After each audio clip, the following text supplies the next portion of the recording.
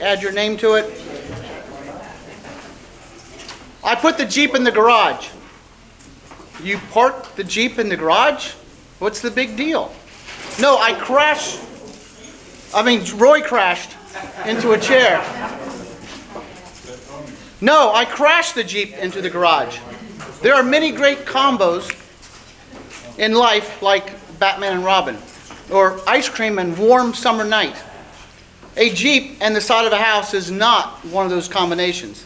Here to tell us about the one time his dad failed to push start the Jeep. With his speech, a Jeep, a rose bush, and my dad, let's welcome Toastmaster Will Hamman.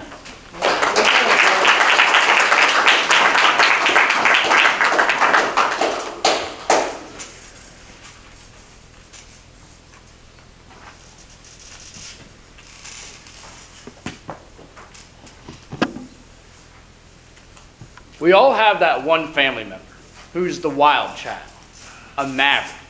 For some, it's an aunt, an uncle, grandpa. In the Hamman family, it's my dad, the milk drinker. The story I'm set to tell is a Hamman family classic, told every Thanksgiving. Let me set the scene. My dad was a few years out of college, a reformed ATO party boy at Florida State when it was the #1 party school in the nation. He came from a pretty big family of 7, most of whom knew how to have a good time. He drove a 1979 Jeep CJ5 with a V8 that was matte black. You know, raise your hand if you had a cool car while you were in college. Yeah. I can't do that. I drive a Corolla. It's pretty sad. My dad had a Jeep. The chaos started with this Jeep just moments after my grandparents got it off the lot, when my grandma promptly broke the starter. This meant my dad had to push start it every single time.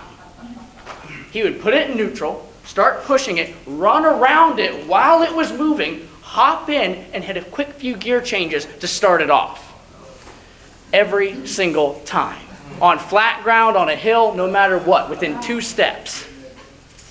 The story begins when my dad was at my grandparents' house. Well, they weren't there, of course. He wasn't able to get the Jeep started on the first push, so he had to tow it back up the hill.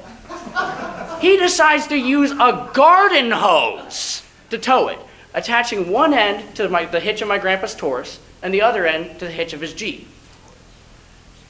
Starts pulling it up. He'd done this thousands of times before. Why would it ever fail, right?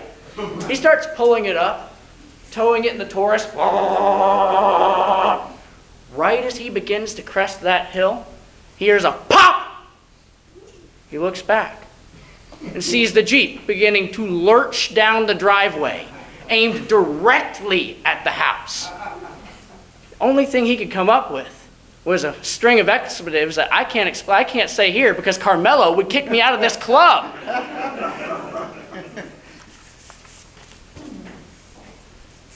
He reached for the door handle, but it wasn't there. It was broken. It had been broken for years. The only way to open the door was from the outside. His hope rested with the power windows, which weren't very powerful as they creaked down. The second he could get his arm outside the window, he grabs the door handle and is off to the races. But now, the Jeep is hurtling down the driveway. It is going like a missile directly for my grandparents' house, with my dad chasing right after behind it.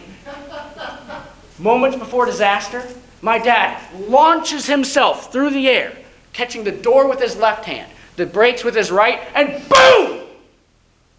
Everything goes black. Moments later, when my dad awakes, first few things start going through his mind are, why am I looking at the underside of my Jeep? Why am I eye level with a rose bush? And why is the house closer than the front end of the Jeep? Before it all came rushing back, my dad had crashed his Jeep into my grandparents' house. Not only had he crashed his Jeep into my grandparents' house, he did it with a witness. My dad springs to his feet and rushes over, telling the neighbor, "You tell my parents, I'll make something happen to you, buddy." The neighbor takes one last drag of his cigarette, stomps it on the ground, throws down his non-Jeep towing garden hose, and runs inside away from the clearly crazy man. My dad recruits his youngest brother Eric to pull the Jeep out of the house and to assess the damage. Miraculously, the Jeep didn't go through the house. It hit the strongest window frame known to man and was stopped dead in its tracks. Like Gary's speech from a few weeks ago, he must have had an angel. The only damage was a broken window and a seriously mangled window frame.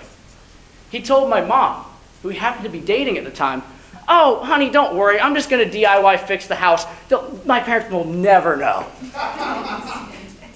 He was a college student, a party boy, a frat boy. How do you think that went? Like any typical 20-something-year-old, he procrastinates and calls a repairman. But he calls a repairman on the day my grandparents are coming back. Smart move, Dad. Smart move. The repairman shows up to the house shortly before my grandparents get there. My dad quickly pulls him aside. "Remember, a Frisbee did this. You tell my parents a Frisbee did this, or I'll hurt you." It was fun. I had to do it.